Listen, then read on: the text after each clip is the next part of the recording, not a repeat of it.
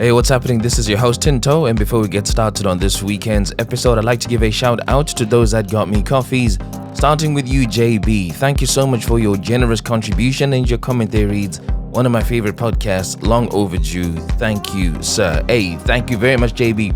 And Taguma Franklin Munetsi. Hey, this guy is my lighty from God knows when. I think I knew this dude since he was 2 years old. And for him to do this for me is really, really special, man.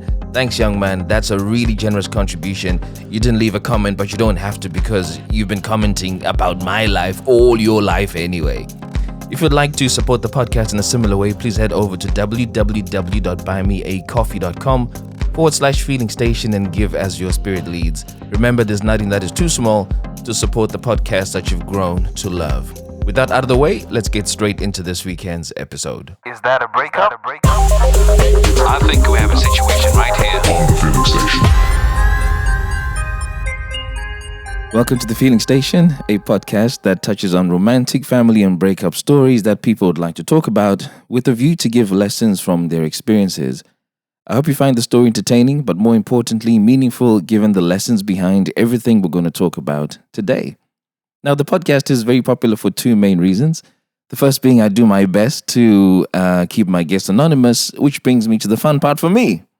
Are you ready for this one? Yes, I'm ready. So, the name that I've chosen for you is Sadiki. Sadiki. Yeah, which is Sadiki. I don't know how you want to shorten that. You could have it as Sad. You could have it as Sadie. Yeah, Sadie.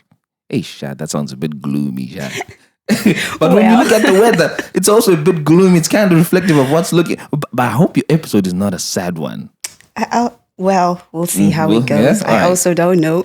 So your name is Sadiki, and that means somebody who's faithful and loyal. Well, describes me accurately. And does it describe what you were like during the relationship accurately? Yes, it does. Was he faithful and loyal? I hope he was. Does that mean you suspected, but you just never found out? Yes, I did have my suspicions at some point, but I didn't want to look into it. I was afraid of what I would find, so I just... Yeah. Sometimes I choose peace. Exactly. That reminds me of this little video I saw on Instagram once where this girl's boyfriend had left the car and the phone was in the car and the phone was facing upwards.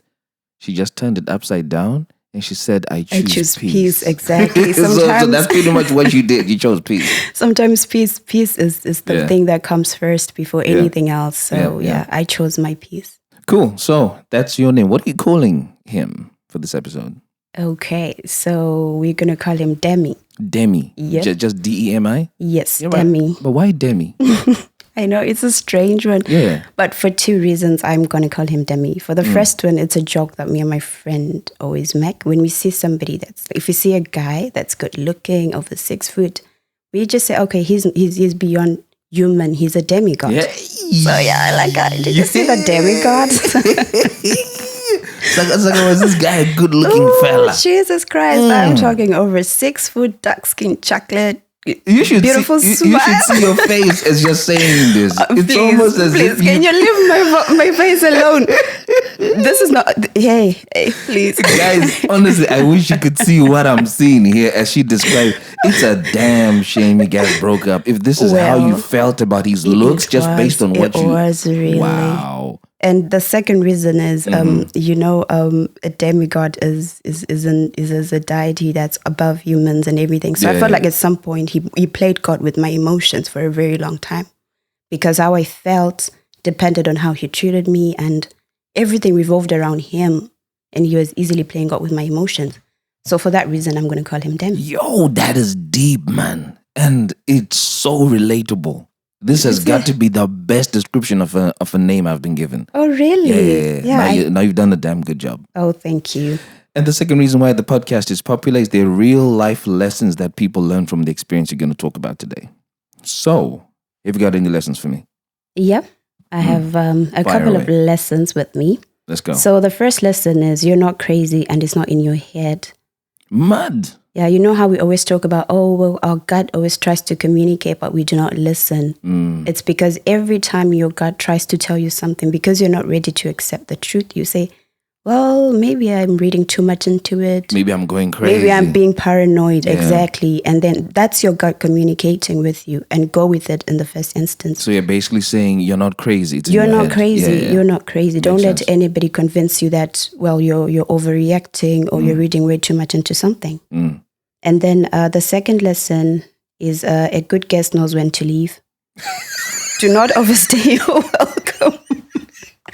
Do you know why I'm laughing? Yeah. The number of times I've had some event and I'm just sat there thinking, bro, it's time for you to go. It's been and good. And this guy is not getting the message. They're asking for another drink. Exactly. They're saying where they can put their feet up. And then now you're thinking, if I tell him I'll sound rude.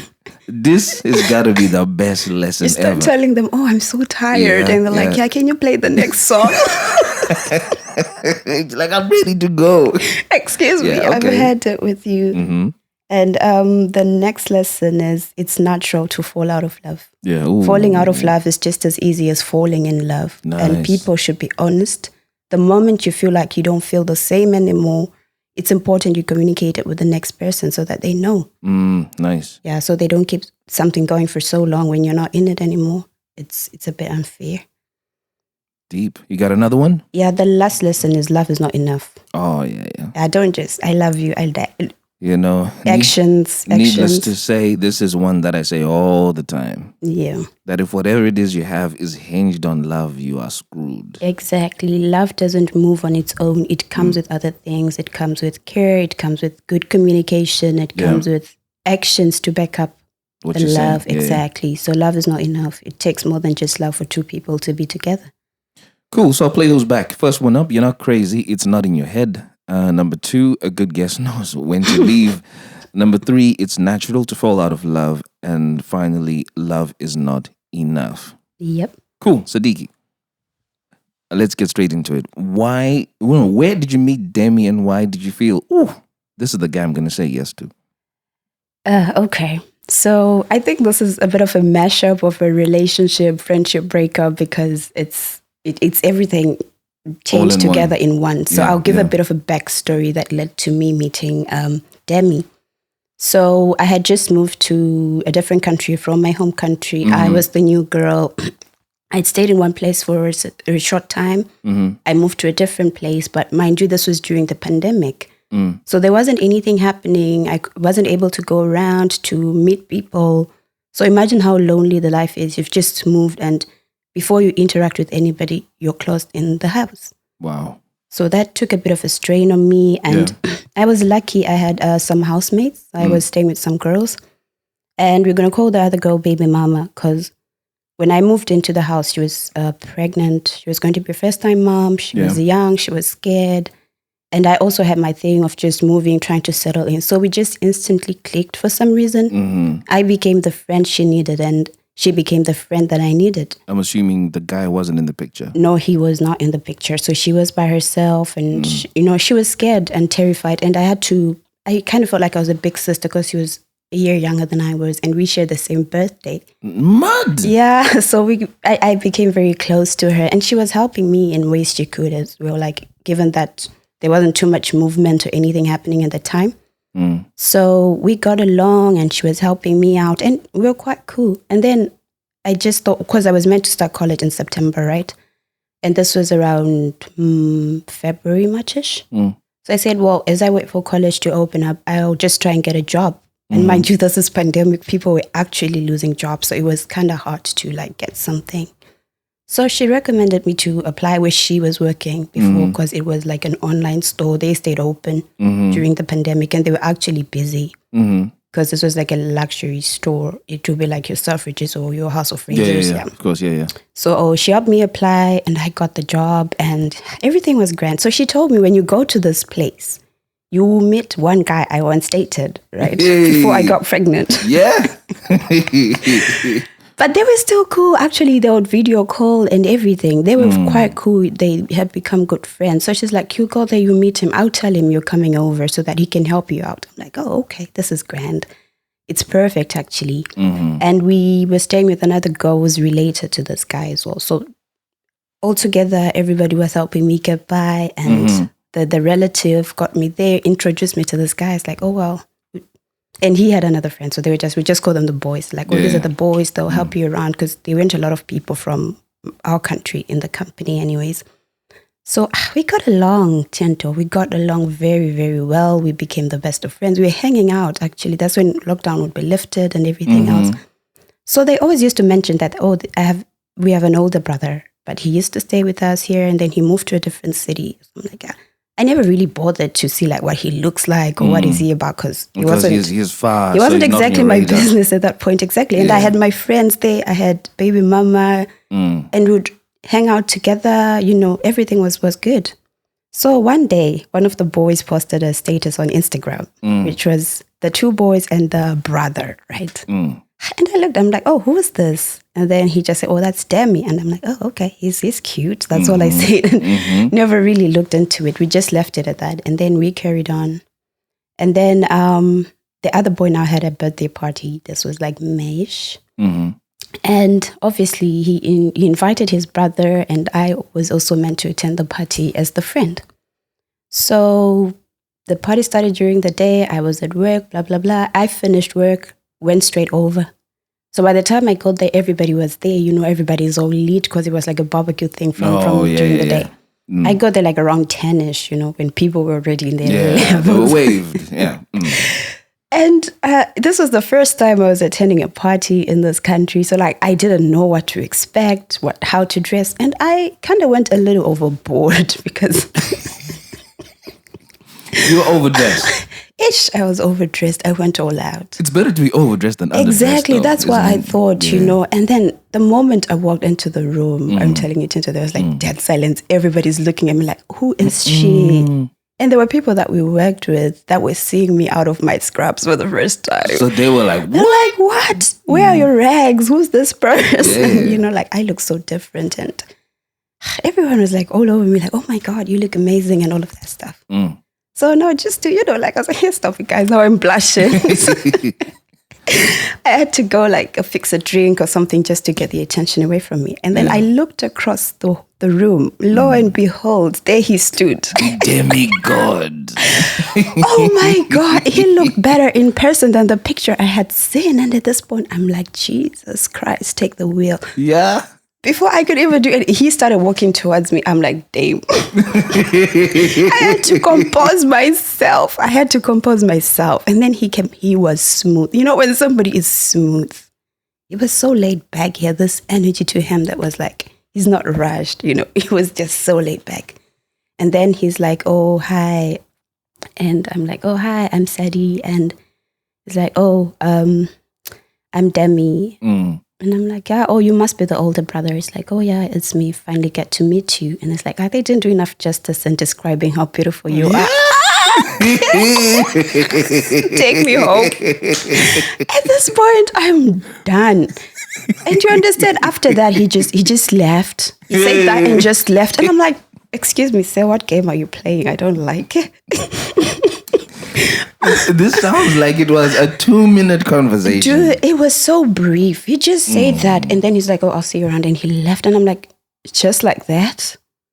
So I'm like, whatever. The night went on, we danced. But I was exhausted because I had worked like a 12-hour shift and came straight to the party. And also because of the lockdown, like the cops kept coming and knocking on the door, you know, like how many people are in the house, you know, and those were the days they were finding people. Like they'll make you pay like 450 quid for being in the wrong place. Yeah, I think we were allowed to have about 6 people. Exactly. So they had come like 2 different times and given a warning. So we just said, you know what, let's just dismiss the party because it's too risky, right?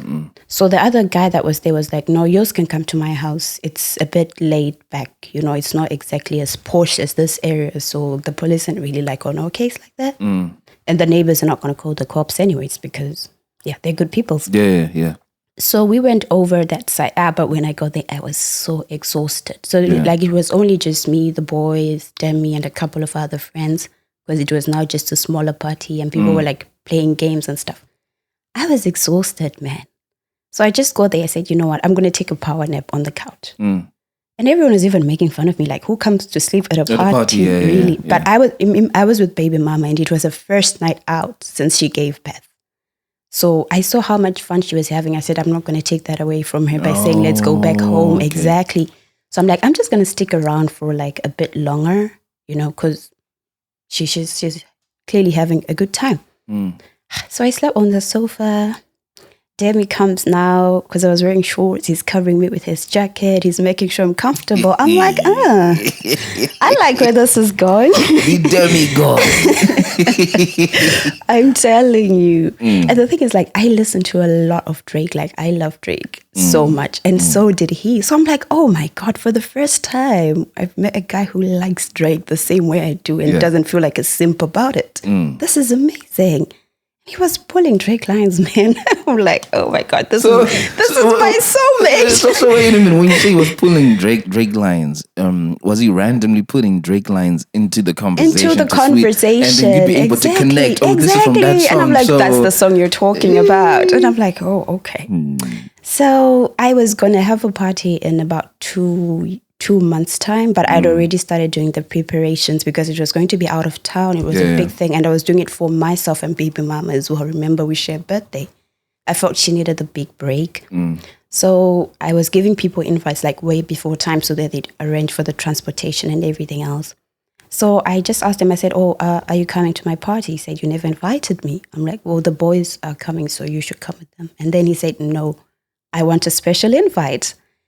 Like, okay. He said, you have to send it personally to me. I'm like, oh, how am I going to do that? Because I don't like have your number or anything. you put a smooth one. I told you. This dude was smooth. He was smooth. He was smooth in his operation. I'm telling you. So I'm like, how am I going to give you? Because I don't have your number. Tell me you clocked. That's what he was getting at. Of course I did. Dude, I knew what he was doing and I was going along with it. So he gave me his socials and I'm like, okay, I'll send it to you. But honest to God, hand on heart, when I saw him for the first time, my first impression of him was like, no, this is not the kind of guy that you date. Why? It's getting to the part where you judge me if you want. Why? But I was like, you know what? This is a guy that you just smash and pass. This is not somebody that you would establish something with. And I even told him at some point, like... Wait a minute before you go too far. Yeah. Smash and pass is lingo that I hear amongst guys. Well... Right. This is the first time I'm hearing it come from the other side. Is that a thing with girls as well? As in, you can decide for yourself, this is a smash and pass. Yeah, right? girls know as well. They just don't tell you and they act like, oh, we want a relationship. But there are some people that you meet and then you know, well, at least for me, I just know that, no, we're not attaching any strings to this one. So for you so imagine like this one. You gave me, I told him that you gave me fuckboy energy. Mad. From the get-go, because I was like, the way this guy's cute and the way he's so smooth with his lines and everything. Like, there's no way you can go for anything long-term here.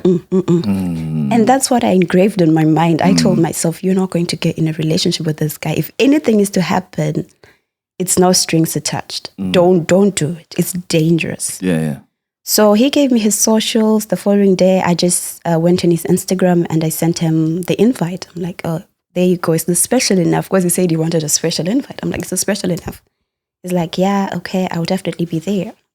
You were going to come anyways. Why are you being funny? And then we just started talking from there. And so we're talking every day, like on Instagram. And then he did something that you always ask because it doesn't make sense to me as well. Someone would say like, oh, I'm hardly on Instagram, so I'll need your number so that we can talk like on messages. You know, that I was going to get to that, but I didn't want to dwell on it for too long. If you guys know you're going to communicate, why are you bothering going the long way around? Socials, when you're going to end up with the number anyway. So why didn't you give him his number from day one? I mean, why didn't you give your number? I don't know. We just started off from the socials. I guess it's a bit of like an interview phase where you go and scan the profile like, okay.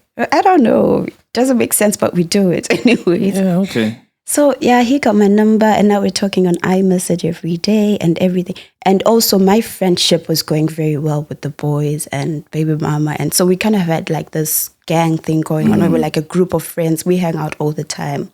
If there's no lockdown, we go to the movies, we do something together. You know, like we were just very like into each other and enjoying each other's company. And that was going well as well. And then like Demi somehow just joined into the gang. So we had like a group, we'd do group calls every night and all of that. It was nice. Everything was going great. So this is me now. I have a job. I have friends. I'm talking to somebody. And I thought things are going great.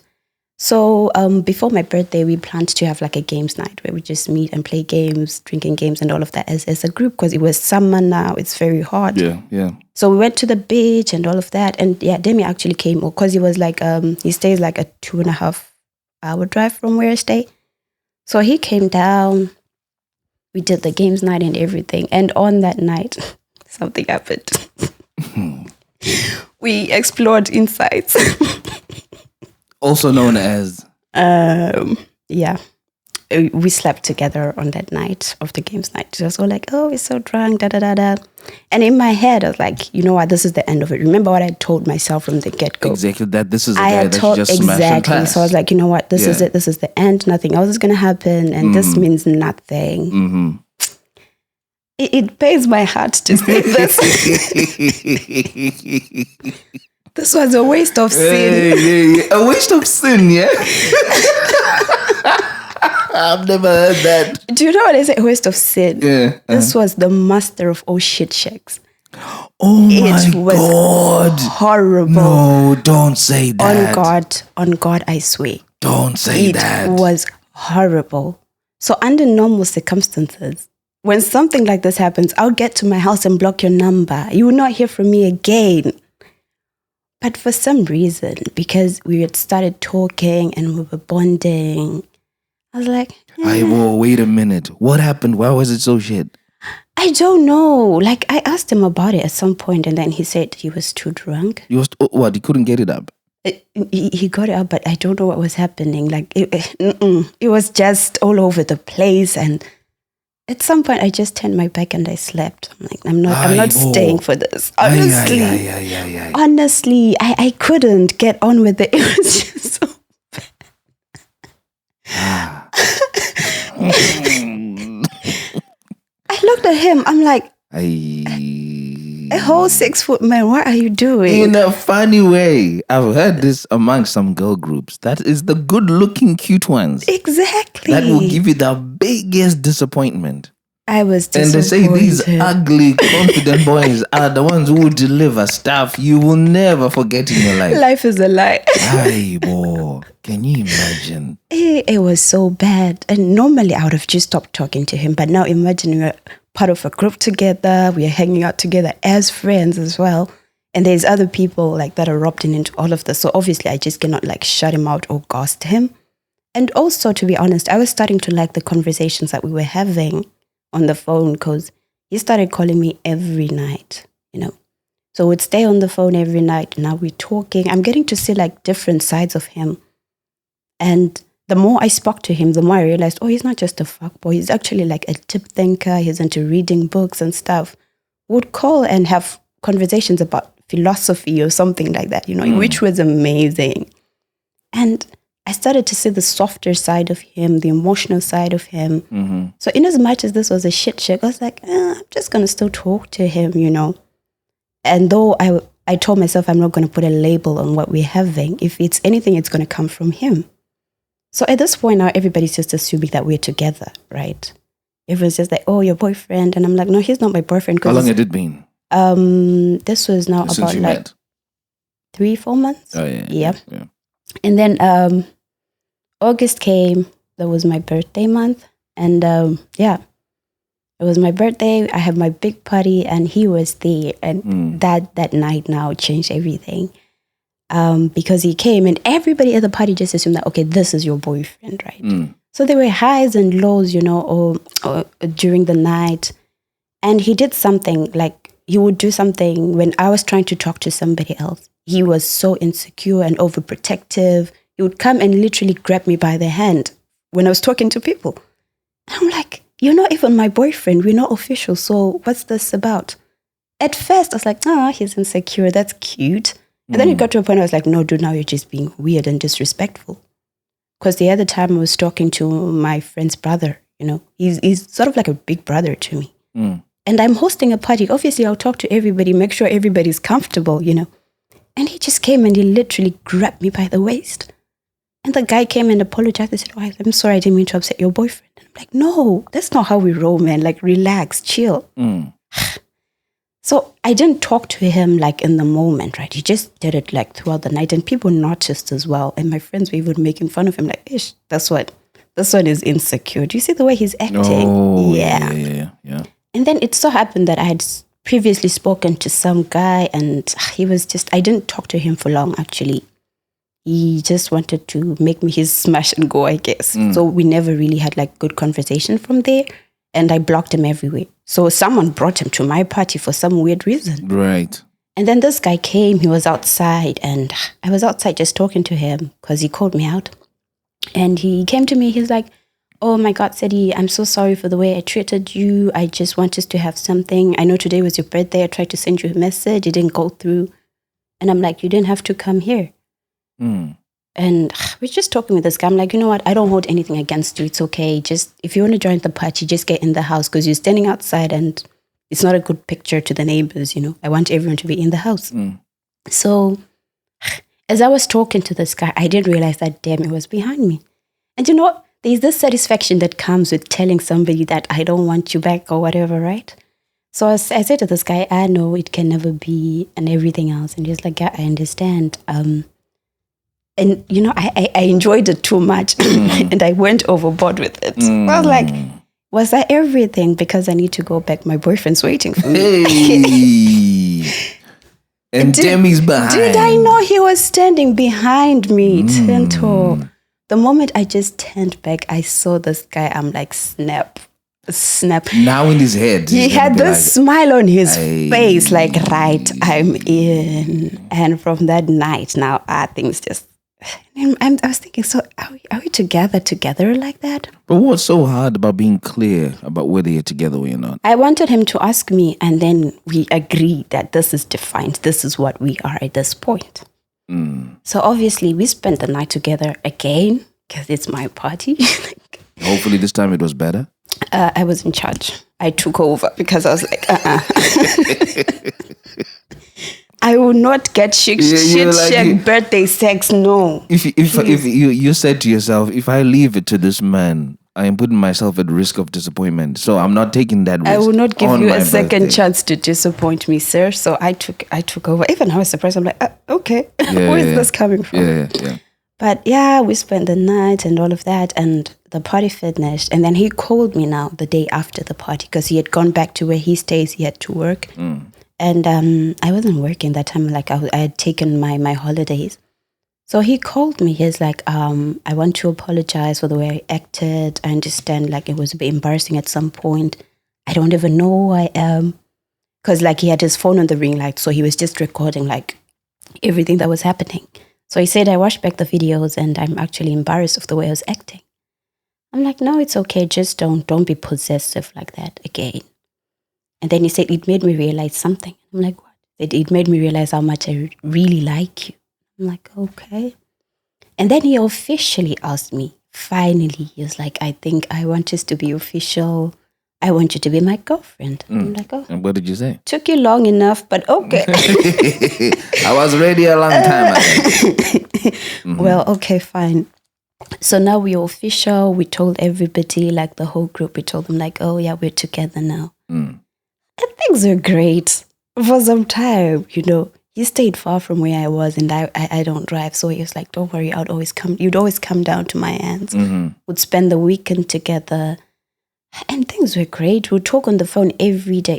I would get like 4 hours of sleep because I'm on the phone for 3 hours after work. That's how intense it was. And we went on for some time. We were okay. He's coming down and all of that. So because of my living arrangement, right, he wasn't able to come into my house because I have like a couple of other girls that I stay with. So every time we'd come down, we have to like book a place and then spend the weekend. And I told him from the get-go, you know what, this relationship is going to be expensive because if you're coming down, it means we have to, I don't want this financial burden to be on you. So we took turns, right? If you pay for the hotel, I'll pay for the dinner or the lunch or whatever, to split bills, because at the end of the day, we're all chasing dreams. Yeah. I want to make it in life just as much as you do, and I will not hold you back by fending this relationship by yourself, which I thought was very reasonable of me. And at first, it was great. We'd do that, and everything was working out. And then the friends as well, everything was going great. He would come over. We spent the first day as a group, and then the next day is just the two of us or whatever. He goes back. Everything's fine. And then now the cracks started coming. Happened too fast, actually. When you say happened too fast, how long was it between him saying, "Can you be my babe," and for you to have a crack? A day, a week? I think the first crack came in 3 months, I'd say. Oh, that's all right. Yeah. So I'm trying to remember the first instance. Oh, there was a time when he was meant to come down, right? So I had already told him like in advance. So now I'm in college and I'm working part-time as well. So I had no days off. If I wanted to see him, I'd have to cancel shifts. That's how it worked. And I didn't mind. So I told him, I have midterm break. So, and we had spoken about it for a very long time, I'm like, when I go for my midterm break, because I have a whole week of college, I'll work during the week and then I'm off for the weekend and then we can meet. Grand, we're agreeing, we're in agreement. I'm excited, I'm going to see my babe, right? The week came, the week before, I start planning. I'm like, okay, do you want me to come down your hands? It's like, no, don't worry about it, I'll come. I'm like, okay, I found a place that was neutral. I'm like, okay, this is halfway. At least you don't have to do the whole drive down, right? Yeah. And then I'm like, okay. And then I was sending him links, like, can I book this place or whatever? Is this okay? He wasn't giving me a straight answer. He was being, I don't know, he was just being shady. Like, his answers were not straight. Like what? What was he saying? He wasn't giving me something straight. He's like, oh, okay, yeah, we'll see. Oh, okay. I sent him a link of one place. I'm like, oh, this place is amazing. He's like, oh, yeah, it's nice. And then... can I go ahead and book? I felt like I was pushing him a little too much. And that's when I said, my first lesson, it's not in your head. You're not imagining things. Right. When things like this happen, you'll be like, right. Exactly. You think, maybe it's just me. Maybe I'm reading way too much into it. And then it so happened. This is like Thursday. This guy hasn't given me a straight answer if he can make it or not. And I had gotten a nice place. I booked like a surprise massage session for him and stuff. And the lady was calling me now, like, are you booking or what? And the more she was giving me pressure, I had to give him pressure, right? Yeah.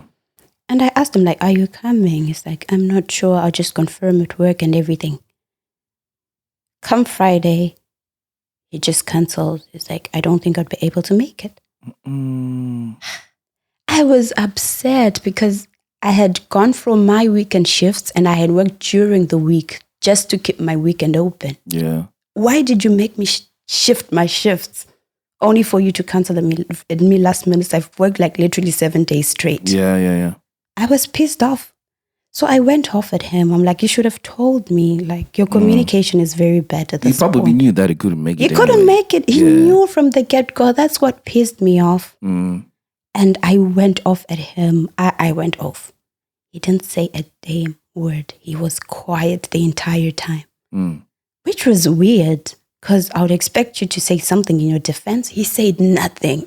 And then he said, can I hang up? Mad thing. That's what I'm like, what is this? Yo, can you imagine? So at that point, I was like, you know what? Whatever. I was too upset. I was like, you know what? I don't care. Hang up, go. And then he just dropped the call. And I'm like, what just happened? You just don't, like, I felt crazy at that point. Like, I felt like, am I insane? Am I a nag? What's up? And then he called me the next day, and then now he's coming at me with, I had expenses I had to cater for, and I just couldn't make it. I said, this was going to be on me because I was planning the whole thing. That's how we do it. Whoever initiates on the meet is the one that... it out. Exactly. This was going to be on me. So where do your finances come into play in this? It's like, I just didn't know how to tell you and all of that.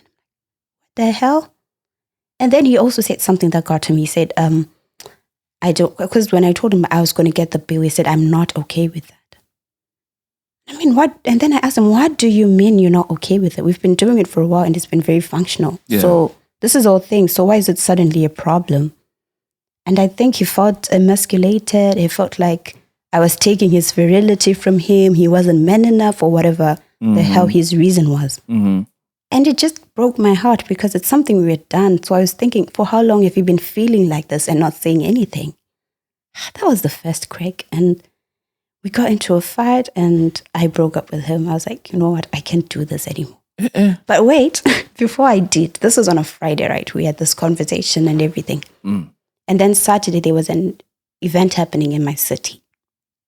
And we had spoken about it because we knew the person that was hosting it, but then he wasn't really nice to us at some point. So we're like, no, we can't attend his event. We had agreed. And then Saturday morning, I opened my WhatsApp, I'm minding my business. I see his brother's status, and they were together in our city. I'm like, I thought you're at home and you're broke, and what's this business I'm seeing? Okay. And then I left it. So I think because when they realized I'd filled the status, then this guy calls me now. He says, I'm just calling to let you know that I'm in your city.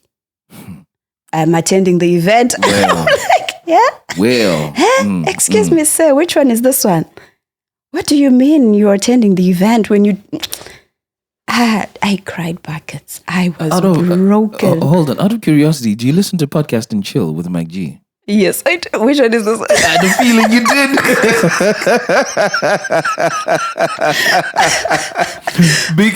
because I use that line so many times when I'm talking to my friends that I know listen to the podcast. Yeah, which one is this one? Which one is this one? Oh yeah. By the way, ladies and gentlemen, if you don't listen to Podcast and Chill with Mike G, I don't know what you're doing. It's an amazing one. Him and so are Did you go to the function they had in Birmingham, Manchester, and London? No, I didn't. Oh snap! Oh yeah. Oh man, you absolutely missed out. Oh God. It's a shame that you are not in the UK. Well, it is. because if you were, you would have absolutely loved it. I missed it because I was in Paris. Oh, jeez. So, yes, both of us missed out. But anyway, yes, go on. Anyway, so I say, which one is this one? And then he called me, I think out of guilt or something. And then he said, well, I'm in your city. Just thought I should let you know. And I'm like, oh, I'm home. Remember, I had cleared my weekend schedule, so I'm at home. And then he's like, oh, I was just letting you know. And then he hung up. What the hell, man? I mean, come on, dude. Like, at this point, I'm feeling disrespected. Yeah. Out of anything else, I'm like, you could have just told me that you can't be with me because you want to go to this event. You're a grown man. I'm not going to tie you down and beat you. Honestly, so what's the age difference between you two? He is 3 years older than I am. Okay. You should be in a position to be open and transparent. Exactly. And not feel like you need to hide. You are the adult in this relationship, yet you're the one acting like a child. So after that, I was like, I sent him a message, text actually. I didn't even bother to call him. I texted him and then I said, you know what? I can't do this. Because if you can't be honest with me with the little things, God knows what else you're not being honest about. So I broke it off that Saturday. I was crying. But why are we crying when the one who... I'm heartbroken. You're bringing the heartbreak on yourself. You're cutting it off, so why are you crying? I was in pain. I was crying my eyes out and I'm seeing statuses of him dancing. And I'm like, you're enjoying. You're drinking Henny.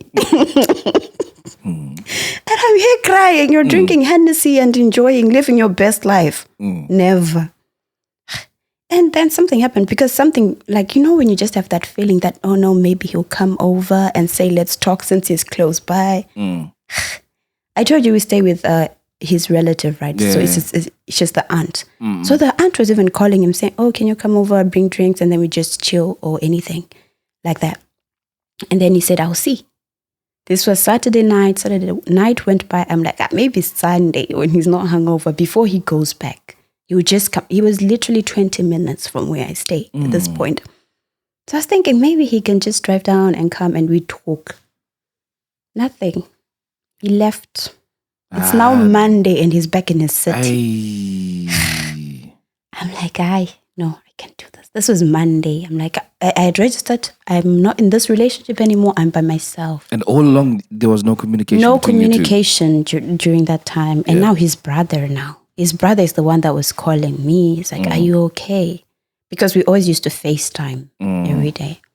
So he called me on FaceTime. The moment I saw him, I just broke down. And he's like, no, don't do that. He wasn't supposed to treat you like that. I'll talk to him. I said, no, don't. Just leave him.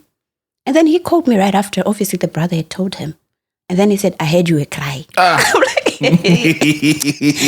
now he's even acting surprised. Why are you crying? And I'm like, are you insane? That was the moment when I said a good guest knows when to leave. That was when I should have that was the perfect time for you to jump ship. Exactly. That was when I was just supposed to go for real. So where did you stay?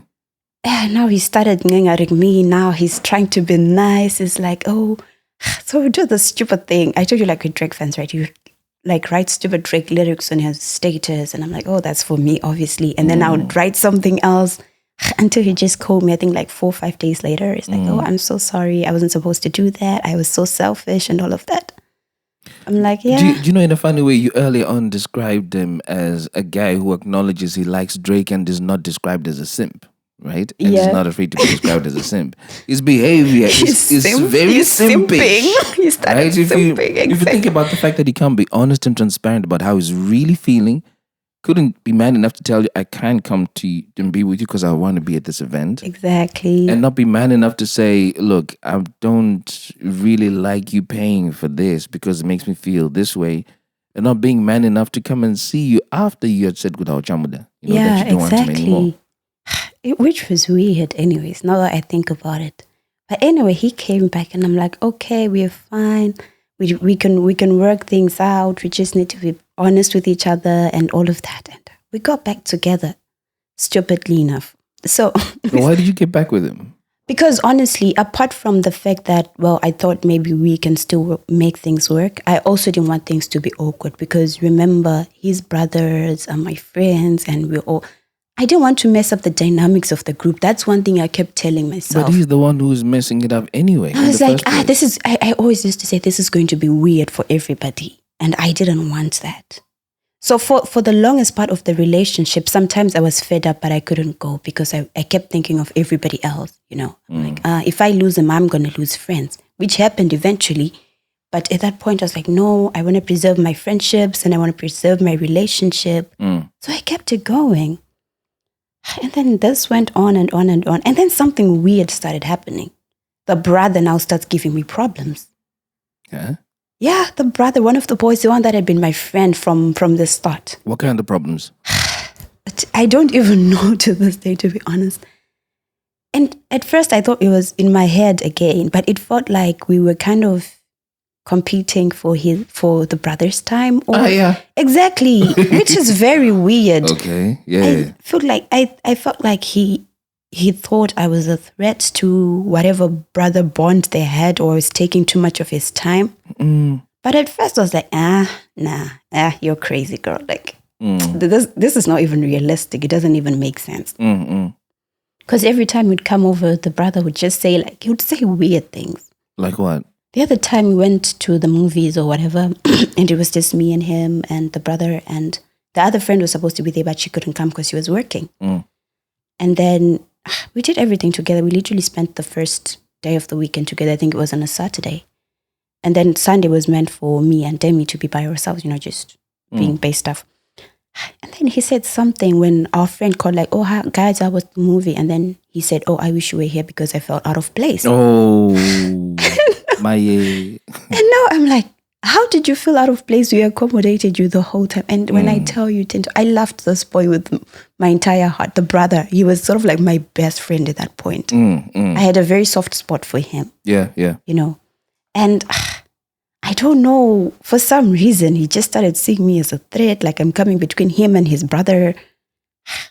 How old was the relationship at this point? So at this point, this was now around December. Yeah. So 4 or 5 months. So almost 4 or 5 months in, you've obviously gone through the honeymoon phase where you're spending the most time with each other and trying to get the best out of each other. Exactly. And then you've had a bumpy patch, and I'm assuming maybe you weren't seeing each other as much as you did before the bumpy patch. Yes, we were not. But this is the time that the brother is now suddenly feeling exactly. That's a bit strange, and I would put the gang in front, like ahead of everything else. When I make plans, I made sure I'm accommodating everybody before I prioritize our relationship. But things just weirdly went south from there. And then me and Demi were having weird problems. We were just fighting, like I told you, we would speak for like 3-4 hours on the phone every night. And it felt like at that point, half of our conversations were fights. We're arguing about the stupidest stuff. And it felt like he was just doing things out of formality, It's our thing. We call every night. So now we're just being on the phone out of... Just for the sake. Because we used to do this. And the conversations are not exciting anymore. We used to do, like when we started off, we used to do this thing whereby on Sunday, he calls me as he's meal prepping, right? Like he's getting his meals ready and would listen to, this whole Apple Share, whatever thing where you can listen to the same music at the same time. Yeah. So we'd do that and would make a playlist like for me to listen to as I work during the week. So he would be making this playlist. It was lovely. I'm telling you. What? It was magical. We're listening to old school music. We're making playlists for me to listen to. I grew up at a time where you would make a CD and we used to go, and I hope this guy is listening, right? There was a guy in the uni called James Munsaka. Yeah. And if there's anybody from the uni I went to, please ask James to listen to this. James Munsaka was in IT. So he had a crazy computer. And at that time, it's when CDs could be burnt onto, and he had the only computer that could burn CDs on campus. Hey. And on top of that, he was the only guy who had the biggest music library ever. Ooh. So he'd charge you $10 and he'd say, what songs do you want? He'd make a CD, he'd even prepare a cover and send it to you. Hey. Yes? So for the babe that I had in uni, James Munsaka was my connect. I was like, hey fam, here's a CD, burn these tunes, you'd burn the tunes, and then I would deliver. Then she would go and listen. Then she would say it was lovely, that was nice. But that whole process would take 3 days. That's long. And here you guys are doing meal prep at the same time, listening to music at the same time. Imagine. This was our version of James. This is love. It was lovely. And we'd listen to old school music. I'm talking 90s R&B, early 2000s. And you're like, when you can relate, like, oh my God, I love this song. Oh, I love it too. And then it reminds me of this time or whatever. Which was very good at the time. So now all of this is changing now. It just changed. Sometimes I remember we had a big argument over this. He called me the other time. He wasn't mentally on the phone with me. His mind was somewhere else. You could tell else. this person is talking, but he's not here. Yeah. And I told him the first time, if you're tired, just let me know. Like, you know what, babe, tonight I won't be able to talk to you because I'm tired. I'll let you rest and then we can always talk tomorrow. But then he'll just call me and he's not there. And I'm like, babe, are you listening to me? And he's like, yeah, I'm here. But I can actually sense you're not there. So I told him, like, I don't like it. And then he kept doing it. Until one point I was like, fuck off. Now this time I'm pissed. I'm like, listen, you cannot do this out of mandate. And you'd get very defensive. One thing about this Demi God, he was stubborn. Jesus Christ. He would argue until the sun comes up. Did he work out at the gym? Yeah, he did. He did. Yeah, okay. Which is also... like part of the reason why I fell for him, I'd say, was he told me a story like, he used to be bigger before. And then he started going to the gym. And I could see this determination in him, And it was so attractive because I saw the commitment that he put into this gym and like this great transformation. And I was like, his head is in the right place. And also as I did that, I was discovering some parts of him, like, he had great potential, but he always used to say, my background, how I was raised. He had a bit of like an unfortunate background financially. So he's like, I never really got chances. So he had this thing of looking down on himself. And I felt like this is my babe. I was hyping him up because I also have this toxic trait that I have where I feel like I can fix everybody. Girl. Put that trait away very I swear fast. to God, it has killed me there is many no way times. we can fix anybody. I think no chance. I think I can shapeshift anybody to be anything. So I was there. I was trying to shapeshift him. It worked to some extent. There are some parts of him that he changed. Even he said it after we broke up. It's like, you did something to me that no one could ever be able to do. You made me realize the inner version of me, the actualized version of myself, I was pushing him. I was his cheerleader. Because, for me, for a relationship to work, I feel like you should be able to feed off each other. You feed off me and I feed off you, and we grow together. But it kind of felt like he was only doing the feeding. He was feeding off me and I was starved, I've heard this before about insecure people, that they cover a lot of their insecurities with things that are outward adorning. So, okay, let's just talk about his sexual performance, right? From the first impression you gave me, it was poor. It was. Right? And then let's just talk a little bit about his ability to communicate, whether he can or he can't do something. It feels like it's very weak. He doesn't have the balls to say it. Yeah. So all of this get layered by the physique. So I'm going to go to the gym, I'm going to go work out, I'm going to pump out, I'm going to look buff and solid. Yeah, and compensate. Off the back of that, by the moment people look at me at first glance, they're like, oh, this guy is really something. Because it takes a lot to go to the gym. Yeah, it does. I've been wanting to go to the gym since I was 10. Right? I'm 40 now. And I still ain't been to the gym. Please go to the gym. So honestly, I have so much respect for people who do the gym, because that is one of the utmost definitions of determination. Yeah. So I'm starting to get a real image of this guy, to say he really wasn't as solid as he painted himself to be. He wasn't, and I felt like, oh my God, I'm able to reach to these layers, just get to see the deep. Because everybody else saw him as this confident person, and he was vulnerable with me. And we did this thing where I said, like, we're creating a safe space for all of us to be vulnerable. You can come and be vulnerable. I can be vulnerable in this space. There's no judgment, just support. So he always used to come in the safe space and just be vulnerable. He's telling me about his dreams, what he's always wanted to do, things that he doesn't really show. Like this deep side, he reads, People who know him don't even know, like, he reads. He's a wide reader, Yeah. And we're supporting each other. I would buy him unreleased books and all of that stuff. You see, but all of this stuff that he's reading is not really translating into taking care of you, because, you guys no longer speak for 3-4 hours anymore, do you? Yeah, no. And you're having really long conversations, and 90% of it are fights. Yep. So why were you guys fighting so much? Is it because you were seeing someone? I don't know. I never really looked into it. I was actually scared to go down that road, because I was like, oh my God, if there is somebody else in the picture, what's going to happen? And I became so obsessed with keeping this relationship that I was like, no, nothing can come between us. And that's a bit funny, because all you wanted to do was screw him. I don't know, like, I caught feelings along the way. This heart thing just works in a very weird way. I remember one time we had a fight, and it was a stupid fight as well. And we didn't talk for a long time. Like, I dropped, that's when he was like, he was absent on the phone. And then I just dropped the call, and he never called back. Monday, Tuesday, Wednesday, he never called back. He only called to shout at me like, so if I don't call you, don't call me over that stupid fight. I'm like, your partner left the call angry. You never bothered to check how they're doing. And we fought, and it was so stupid. I remember talking to my sister, and I told her, she said, girl, just leave. Just leave. Clearly this is not working. Why are you still there? Do you know what I said? Why were you still there? Do you know what I said? What? I said, no one is going anywhere. If this relationship is burning, I will lock the door and we'll burn inside. Oh, yeah. I literally said that. I don't know what I was high on. In Fiona, we say Chiramo. We will burn inside. Everyone is burning here. No one is going anywhere. Mad. And my sister was like, at this point, I can't even help you. Just go.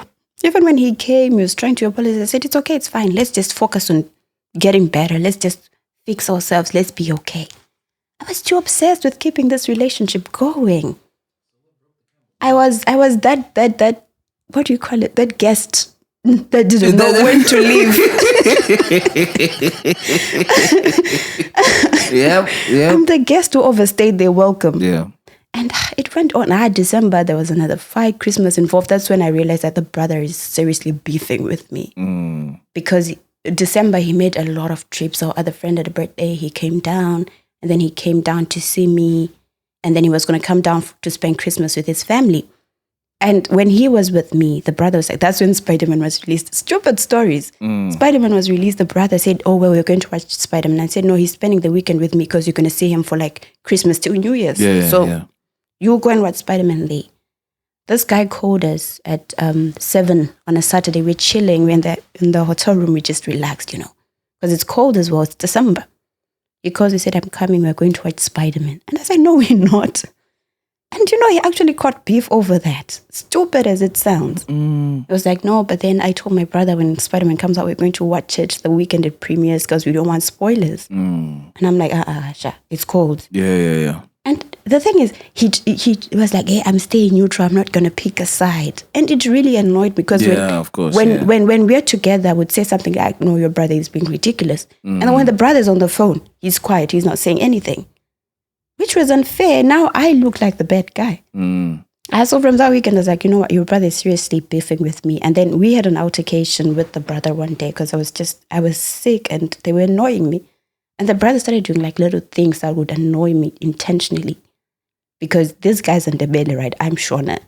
So our communication was always in English because the brother doesn't really, and Demi speaks both languages very well, but the brother doesn't understand Shona the same way I just understand a little bit of Ndebele, but not to the extent of having an entire conversation. Yeah. Tell me why this guy would come and just start speaking to his brother in Ndebele and I'm there. How rude was that of him? And it's just the little things you just do to tick me off. So one day I snapped at him, I feel strongly about things with domestic violence and all of that. And he kept showing me a video on his phone of some girls being beaten and stuff. And it's like, I don't want to see that. And he kept bringing it back. And I'm like, so I snapped. I'm like, don't do that again. And then I went off at him and all of that. He's been angry at me since then until this very day. So you don't talk since then? Yeah. I called him several times because I told the brother, like, I don't want to put you in a compromised position because we're still together at the time. So it's like, I don't want this to be weird for you. So I would just try and talk to your brother. I will apologize. It takes a lot to get me to apologize. I called him. I'm like, I'm sorry. I shouldn't have spoken to you like that. He's not budging. Second time around, he's not budging. Christmas time came. I couldn't even see Demi to give him his Christmas gift because the brother was there and it was going to be weird for everybody. And then from there, we're just fighting. We're fighting. Deb's birthday was January. So I had previously asked him, like, what's an ideal birthday for you? Because he always used to say, no one celebrates my birthday with me. I'm always by myself. So I wanted it to be special because by this time, we are hanging by a thread. And I thought this could be our saving grace. So he's like, I would want maybe just to go somewhere, just somewhere nice with a great view, have a nice dinner, blah, blah, blah. I made it happen. I went all out. Got one of the best restaurants, hotels ever. I will show you the picture. Like, this place is like all glass hotels, with a view. I got the best suite and I'm like, you know what? For my babe, this could save us. I was lying to myself. He came over, like that weekend was great and I thought we were right. This was the end of January. But we started fighting again. Towards Valentine's, he tried to fight with me intentionally. When someone intentional. Convenient time to fight. I had heard those stories, but I didn't know how real it was until it happened. Because, he was just really trying to press my buttons and I would just move back and he would still try to come at me. He was fighting with himself at that point because I wasn't fighting with him. He was really trying to get something going. And I'm like, that's when I said we'll burn inside. That's around the So you're like, I ain't going nowhere. We will fix this. Mad. If you're upset, go outside, drink water, come back. We continue. I was so toxic to myself even at that point. I still don't understand what it is that you were benefiting from that would have made you behave like this. Just the thought of me being in a relationship, I don't know what it was. Because I kept saying I'm not ready to process a breakup at this point. Valentine's came. I got nothing. When I say nothing, including a text message. Zero. Nothing. And I never spoke about it. I didn't say anything to him. Not even abbreviations, Happy Valentine's Day. Nothing happened. And the funny thing is the clock struck 12 as we were on the phone. From the 13th to the 14th of February, we were on the phone. The date changed. He still said nothing. Mad.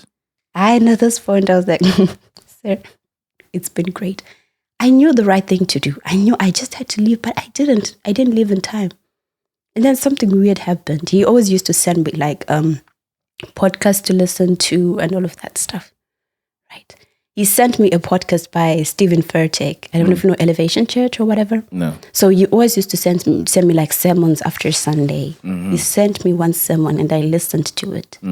In that sermon, the preacher said, "Do not hold on to what is hurting you." It stuck with me. And I knew, it's like I was praying and God was saying, you know what to do. Because the other time we had a fight, I asked him, "Oh, when am I seeing you?" We hadn't seen each other since his birthday. And this is now end of February, like over a month. I had asked him, "When am I seeing you?" And we fought about that. And we had reached a point whereby because I was trying to avoid fights, I could be unhappy about something. And I'll just get off the phone and cry and act like I'm okay. This guy was over it, wasn't he? I think like he was that's over what the I said. relationship. It's natural. I think he fell out of love, but he just didn't know how to tell me. Yeah. Yeah. And I think that ties in very well with one of your lessons, which is it's natural to fall out of love. It is. It is very. People fall out of love as quickly as they fall in love sometimes, and it's okay. Just communicate it, and he never did. So you reckon he fell out before you fell out? By that time, he had checked out mentally. He was not in it. I could feel because I told him. Why though? I told him after we broke up. I said to him, "You know what? You used to look at me a certain way, like you could see heaven in my eyes." And at this point, you couldn't even look at me. It's like I was disgusting him for some reason. And I never understood it. But after I heard that sermon, one day I decided, after we'd had another petty fight, I made up my mind. I said, "You know what? This is time to leave. This is it." We even fought about breaking up. What do you mean you fought about breaking up? I spoke to him on a Thursday night, right? Yeah. And that conversation, I had nothing. My mind was not there. Because I was deciding that, you know what? This is it. I'm done. So I woke up Friday morning. I was on my way to college. I sent him a message. I was like, "We need to talk." And then he said, "What is it about?" And then I realized that, oh snap, he still has to go to work. And he's going to be back like around 10ish. So I said, "Let him work. And then we'll talk after." Because he's going to call me anyways, out of habit. So I said, "I will talk in the evening. Tell me why this guy was fighting with me because of that." He's like, "So why did you bring it up?" Yeah. Hey, and now he's sending me voice messages. He's shouting at me. He's like, "You've ruined my day. Now I can't even work. I can't even focus." And I'm like, "Why are you panicking? Why are you jumping?" And then when I was on the phone with him that night, I said, "You know what? I just told you we need to talk and you're already fighting. Does that feel normal to you? Does that sound healthy? What if it was something deep, like I want to tell you I have cancer or what? Yeah. And already you're fighting with me." So I told him, like, I tried. I gave this my best, but clearly it's not going anywhere. So I broke it off that night. And then now he's giving me crocodile tears. He's all like, "Oh, I thought we were getting better. This meant something to me." I was like, "It's okay. It's fine." That was in March, 11th of March, I remember.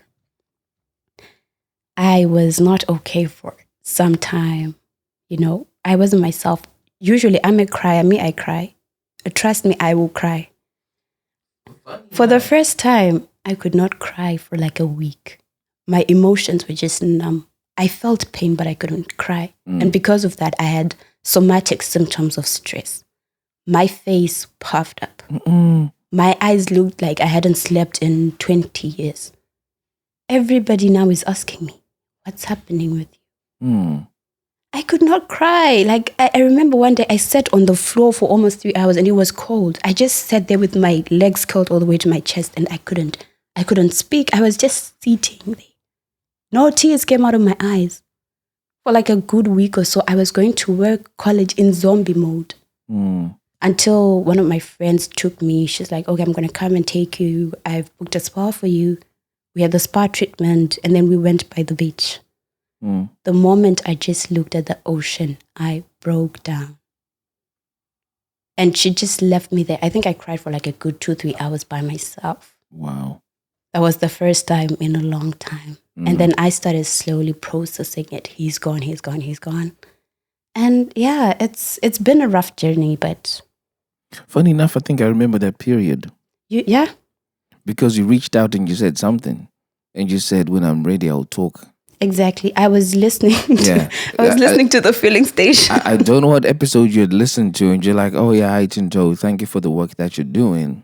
I'm going through something. When I'm ready, I'll reach out and talk." And all I said was, All in good time. There's no pressure. It was around that time. You know, when you want to come knocking on the door and we talk, just let me know. When I tell you, the filling station was therapeutic for me because I would listen to it. I would listen to some episodes and I'm like, I can so relate to this. I know the pain this person's going through. And yeah, I did a couple of things that I would not have normally done. Like what? If I say it, people will know. I'll tell you off air, but people will know who I am. People will know who I am. But then I started this self-love journey whereby I put myself first. Because we broke up on the 11th, I get myself flowers on the 11th of every month. You remember this very well. And it's really interesting how this whole thing has changed from I just want to smash and go to you remembering the day that you broke up and you buy yourself flowers on that day. I don't know how we got there. And something else happened.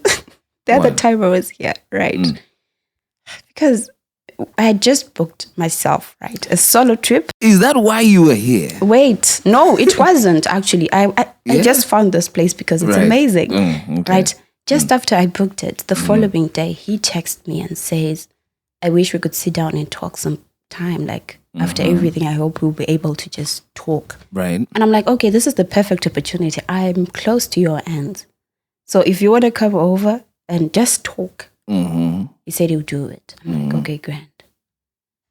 I was supposed to be here on a Friday. So I told him, like, tell me the day you want to come because I don't want you in my hotel room thinking I'm leading you on or anything. Yeah. We'll just sit by the bar, have drinks and just talk, right? So let me know which day you can make it. Why did I receive a message that said, I'm being trained for a new role at work, so I won't be able to make it? He didn't show, and I had mentally prepared myself. So he took me steps back.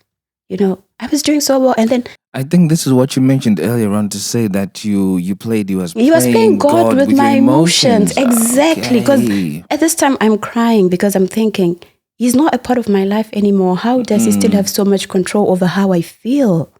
It's called love, man. No, man. It's toxic.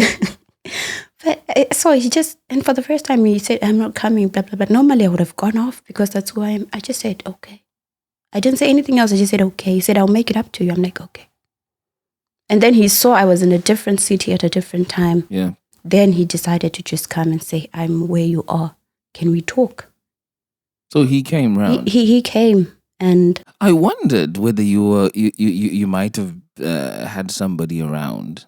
That time I was with my friends actually. Oh, you were with your friends at that time? But I didn't even tell them I'm going outside to meet him because they would kill me. They had seen what had happened to me. So why did you do it?